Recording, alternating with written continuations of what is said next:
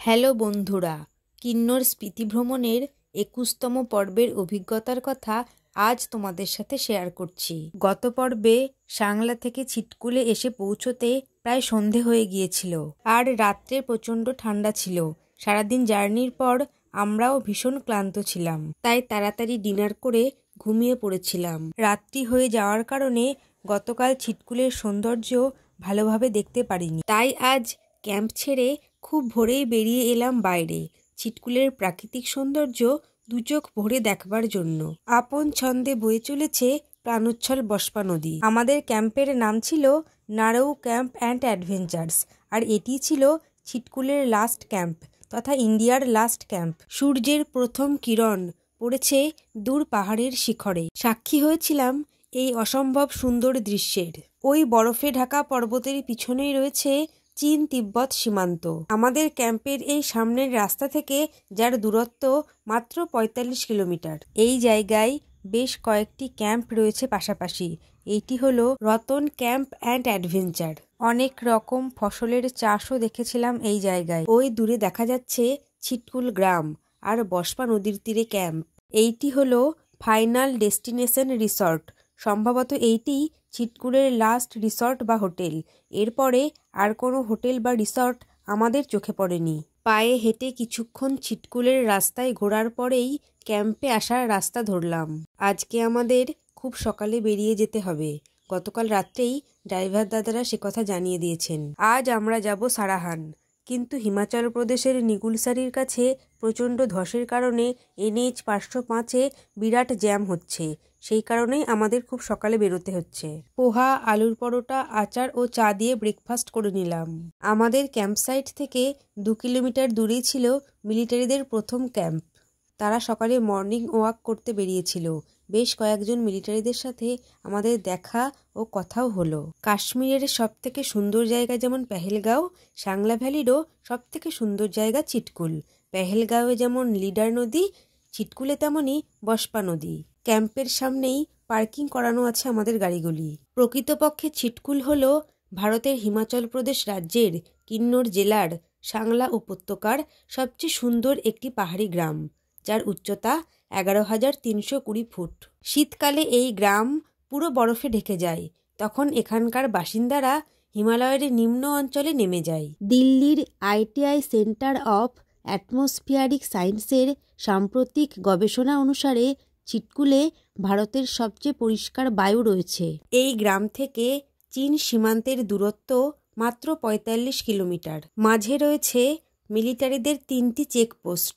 প্রথম চেকপোস্টটি রয়েছে ছিটকুল থেকে 2 কিলোমিটার দূরে। প্রথম চেকপোস্ট থেকে আরও 20 কিলোমিটার দূরে রয়েছে মিলিটারিদের সেকেন্ড চেকপোস্ট, যার নাম দুমতি চেকপোস্ট। প্রথম চেকপোস্ট পর্যন্ত ট্যুরিস্টদের অ্যালাউ করা হয়, তারপরে আর কোনো ট্যুরিস্টকে যেতে দেওয়া হয় না। প্রথম চেকপোস্ট থেকে সেকেন্ড চেকপোস্ট অর্থাৎ দুমতি পর্যন্ত শুধুমাত্র ছিটকুলের স্থানীয় বাসিন্দাদের শর্তসাপেক্ষ যাওয়ার অনুমতি দেওয়া হয়। দুমতি চেকপোস্ট থেকে আরও 25 কিলোমিটার দূরে রয়েছে ভারত চীন সীমান্ত, আর সেখানেই মিলিটারিদের থার্ড চেকপোস্ট। দুমতি চেকপোস্ট পর্যন্ত রসদ নিয়ে মিলিটারিদের গাড়ি যায়। দুমতি চেকপোস্টের পর আর কোনো গাড়ি যায় না। শেষ 25 কিলোমিটার রাস্তা তারা খচ্চরের পিঠে তাদের রসদ চাপিয়ে দিয়ে নিজেরা হেঁটে পৌঁছায় ভারত চীন সীমান্তে অবস্থিত তাদের লাস্ট বা থার্ড চেকপোস্টে। সত্যি এত কষ্ট করে এই রকম দুর্গম জায়গায় বছরের পর বছর থেকে ওনারা নিজেদের দায়িত্ব পালন করছেন শুধুমাত্র ভারতবাসীকে রক্ষা করবার জন্য। তাই আমার চোখে ওনারাই আসল হিরো। মিলিটারিদের গল্প করতে করতে আই লাভ সাংলা লেখা জায়গাটি আমরা ক্রস করে গেলাম। ছিটকুল থেকে যাত্রা শুরু করে রকছাম পেরিয়ে আমরা এখন পৌঁছে গিয়েছি সাংলাতে। আরেকটি কথা তোমাদের জানিয়ে রাখি, ছিটকুল থেকে 4 দিনের ট্রেক করে 2টি গ্লেসিয়ার পার করেও গঙ্গোত্রী পৌঁছানো যায়। যদিও সে পথে শুধুমাত্র স্থানীয় বাসিন্দারাই যেতে পারে, কোনো ট্যুরিস্টকে অ্যালাও করা হয় না। গতকাল যে পথ ধরে আমরা ছিটকুলে পৌঁছেছিলাম, আবারও সেই একই পথ ধরে আমরা সাংলা এসে পৌঁছালাম।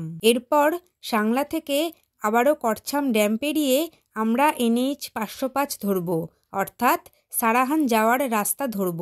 অনেক নিচ দিয়ে বয়ে চলেছে বস্পা, যা করছামে গিয়ে শতদ্রু নদীর সাথে মিলিত হবে। NH 505 ধরে নিয়েছি, আর আমাদের ড্রাইভার কার্তিক ভাই অত্যন্ত দক্ষতার সাথে আমাদের এগিয়ে নিয়ে চলেছেন। ছিটকুল থেকে সারাহানের দূরত্ব 105 কিলোমিটার, যা অতিক্রম করতে সময় লাগে 4 থেকে 5 ঘন্টা। কিন্তু এই বছর হিমাচল প্রদেশের নিগুলসারির কাছে প্রচণ্ড ধস নামে, তাই বেশ কয়েকদিন রাস্তা বন্ধ থাকার জন্য আমাদের ট্যুর উল্টো পথে শুরু হয়, যা আমি আমার স্পিতি ট্যুরের সেকেন্ড ভিডিওতে জানিয়েছিলাম। বসপা ছেড়ে এবারে আমাদের সঙ্গী হয়েছে শতদ্রু নদী, আর এই ব্রিজ পার করেই আমরা শতদ্রু নদীর উল্টো দিকে যাব। ধসের কারণে আমরা প্রায় 6 ঘন্টা জ্যামে আটকেছিলাম, তাই 5 ঘন্টা রাস্তা অতিক্রম করতে আমাদের সময় লেগেছিল প্রায় 11 ঘন্টা। NH 505 এই রাস্তাটিকে ইন্দো টিবেটিয়ান হাইওয়েও বলা হয়ে থাকে। এই যাত্রাপথে আগে পিছে ডানে বাঁয়ে ছিল সবুজে ঢাকা পাহাড়, যা আমাকে ভীষণভাবে আকৃষ্ট করেছিল। নিগুলসারি ঢোকার কিছু আগেই আমাদের গাড়ি বিরাট জ্যামে আটকে গেল। ঠিক সেই সময় এক ফুচকাওয়ালা যাচ্ছিলেন সেই রাস্তা দিয়ে, আর আমরা বাঙালিরা হামলে পড়লাম ফুচকা খাওয়ার জন্য, যদিও সে ফুচকার টেস্ট আমাদের এখানকার মতো একেবারেই ছিল না। এই জায়গাতেই আটকে ছিলাম প্রায় 6 ঘন্টা। বেলা যতই বাড়তে লাগলো, পিছনে গাড়ির সংখ্যাও তত বৃদ্ধি পেতে লাগলো। 6 ঘন্টা পর গাড়ির চাকা একটু নড়ে উঠল, আর আমরাও এসে পৌঁছালাম হিমাচল প্রদেশের জাগ্রত তারান্ডা মায়ের মন্দিরে। এই মন্দিরের সামনে দিয়ে যাওয়ার সময় সকলে একবার মায়ের কাছে মাথা ঠেকিয়ে নেন, তাহলে নাকি যাত্রা শুভ হয় এই বিশ্বাসে। গাড়ি ছেড়ে দিয়েছে, তাই আমাদের ড্রাইভার কাম গাইড চেতন ভাই মন্দিরের পাশের বিশুদ্ধ জলের কল থেকে জল ভরে দৌড়ে এসে গাড়ি ধরলেন। নিগুলসারির ধসপ্রবণ এলাকা পার করেই আমরা পৌঁছে গিয়েছিলাম বিখ্যাত রক টানেলে। একটা বিরাট পাহাড়কে কেটে কিভাবে যে তার মাঝখান দিয়ে এই রাস্তা বানানো হয়েছে তা দেখে সত্যি মনে বিস্ময় জেগে উঠেছিল।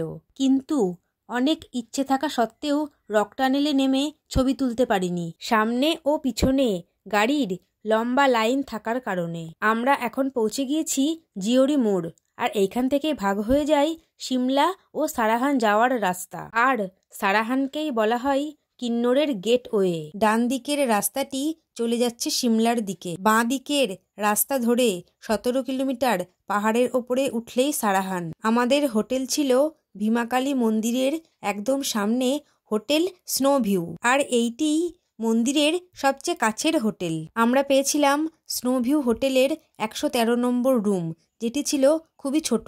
মন্দিরের পাশের ব্যাঙ্কোয়েট হলে সেদিন চলছিল এক হিমাচলি বিয়ের অনুষ্ঠান।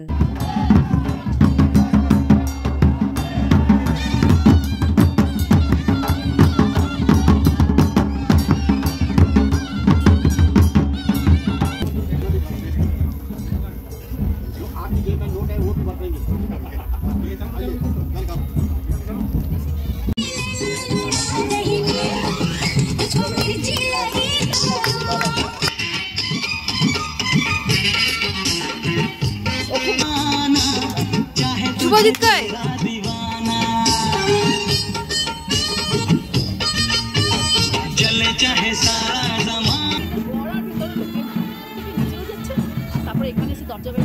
ডিনারে ছিল ভাত, ডাল, রুটি, চিকেন, পনির তড়কা, স্যালাড ও ক্ষীর। সারাহানের ভিডিও নিয়ে আসছি পরের পর্বে।